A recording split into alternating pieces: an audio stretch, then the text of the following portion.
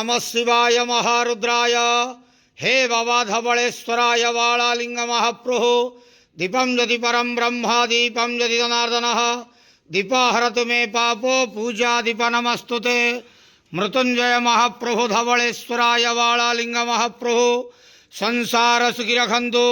आज शुभ गुरुवार रे समस्त श्रद्धालु भक्त मान को आश्रीपद करंतु मनस्कामना पूर्ण करंतु कर्म क्षेत्र उन्नति करंतु ग्रहरिष्ट खंडन करंतु जगतर मंगल करंतु विश्वर कल्याण करंतु आपणकर नाम प्रकाश करंतु सेवकर डाक श्रवण करंतु समस्त अगुआवसा भक्त मानकर मनस्कामना पूर्ण करंतु।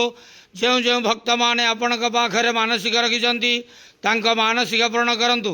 बाबा धवलेश्वराय वालालिंगाय नमो नमः। संसार सुखी रखंतु आनंद गवार हरि बोलो।